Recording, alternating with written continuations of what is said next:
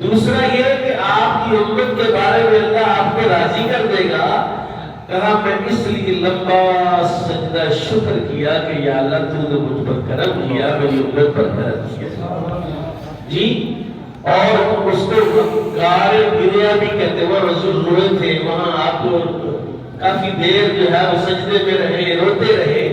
تو جو سبع مساجد ہے, ایک مسجد صدیق اکبر ہے, مسجد فاروق اعظم ہے, مسجد علی ہے, مسجد فتح ہے, جہاں پر رسول اللہ نے نمازیں پڑھی اور رسول اللہ کی 4 نمازیں قضا ہو گئی.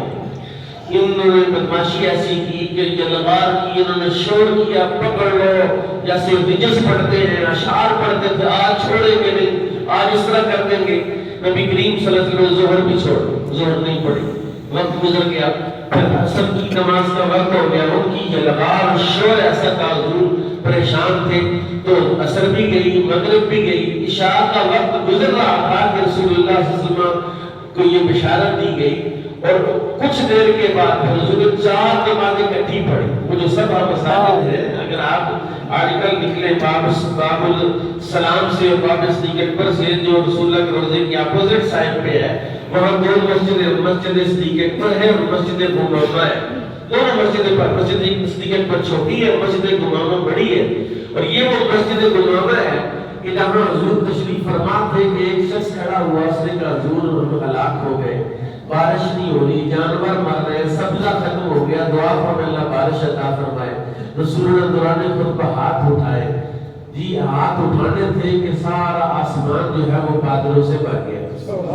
اور نماز جمعہ کی ادائیگی اس حال میں ہوئی کہ لوگ بھیگتے ہوئے گھروں کو گئے, اور بارش اتنی ہوئی, اتنی بارش, پورا ہفتہ بارش نہیں.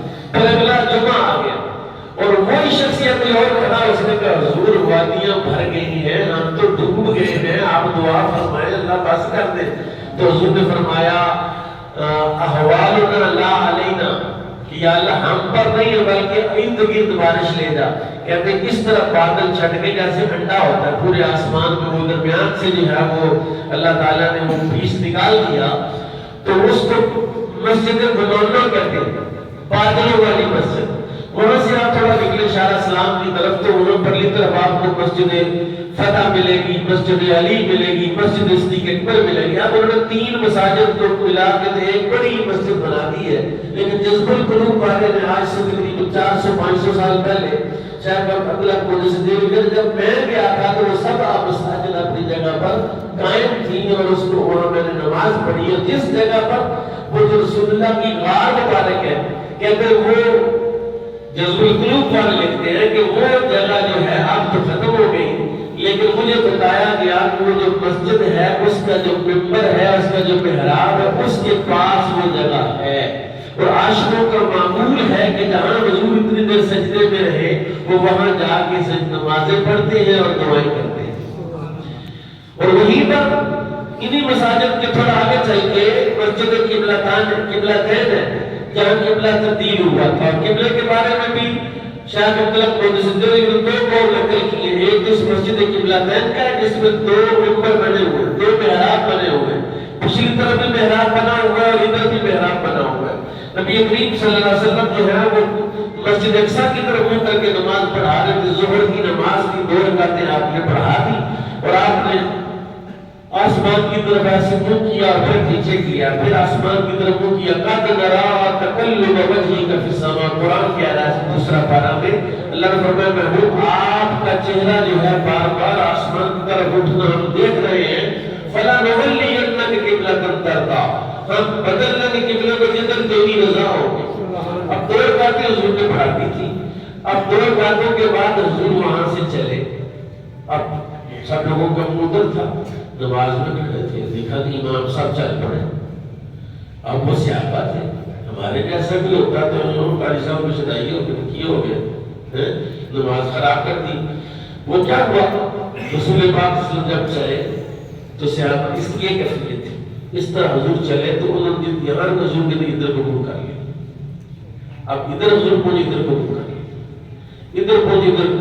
کہتے وہاں سے لے کر اس مسلح تک آنے تک نمازیوں کا قبلہ ذات مصطفیٰ تھا. نماز کو اللہ کی ہے, نماز کو اللہ کی ہے, قبلہ تو خانہ کعبہ قبلہ سجدہ تو اللہ کو ہے، یہ تو صرف سمت ہے، جہد ہے، خانہ کعبہ تو پتھروں سے بنا ہوا ہے، اس کو تو سجدہ تھوڑا کرتے ہیں، سجدہ تو اللہ کو کرتے ہیں۔ لیکن وہاں سے یہاں تک کہ میرے آقا تشریف لائے تو صحابہ کے عشق کی انتہا تھی اور ان کے عشق کی معراج تھی کہ انہوں نے کہا کہ ہم نے تو رسول اللہ کو دیکھنا ہے، قبلے کی کیا جدھر حضور جائیں گے حضور نے تو ہمیں بتانا کہ وہ قبلہ ہے کہ یہ قبلہ ہے۔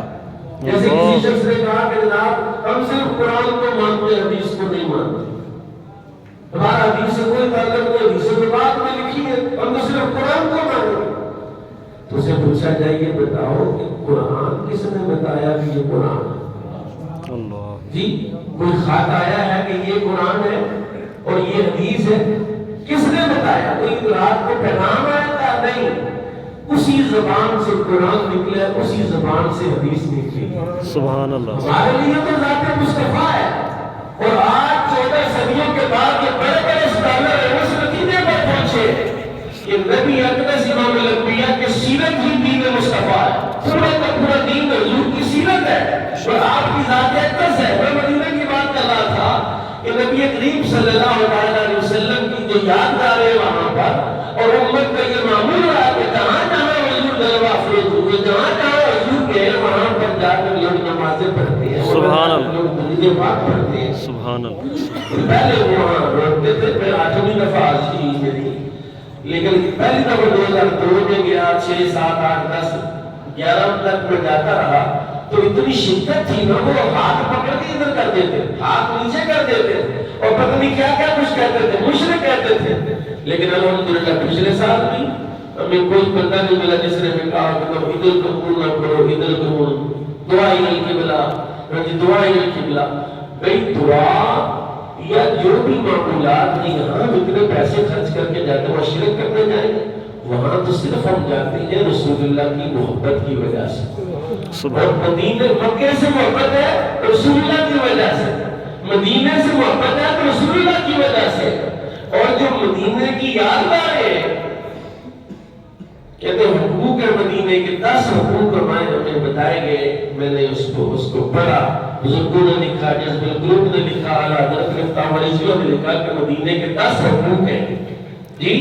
وقت اجازت نہیں دیتا، میں موٹے موٹے عرض کروں، ایک ختم قرآن، 40 نمازیں مسجد نبوی شریف میں، اور احد جانا، قباء جانا، مسجد فتح جانا، اور مدینہ کے غربا مساکین کی خدمت کرنا، اور وہاں ایک ختم قرآن کرنا مسجد شریف کے اندر، اور نبی کریم صلی اللہ علیہ وسلم کے معمولات پر عمل کرنا، جو حضور کے معمولات تھے ان پر عمل کرنا، کہ حضور جو بدور میں حضور احد جاتا تو بدور میں احد جانا، ہفتے والے حضور قباء جاتے تو ہفتے والے مسجد قباء جانا، اور نبی کریم صلی اللہ علیہ وسلم کے معمولات اور ذات مصطفیٰ کی اس طرح سے چکر لگانا کہ وہ مقدس جگہ ہے جہاں پر حضور کی ذات اقدس ہے۔ 70,000 فرشتے صبح آتے ہیں، عصر تک وہاں حاضر رہتے ہیں، اور پھر عصر کے وقت وہ 70,000 چلے جاتے ہیں، دوسرے 70,000 فرشتے آتے ہیں، وہ فجر تک رہتے ہیں، اور یہ سلسلہ قیامت تک رہے گا، اور جو فرشتہ ایک بار آئے گا دوبارہ اس کی باری نہیں آنی، اور غلاموں کو حضور بار بار یاد فرماتے ہیں۔ اللہ تعالیٰ ہم سب کو مدینہ پاک کی حاضری نصیب فرمائے۔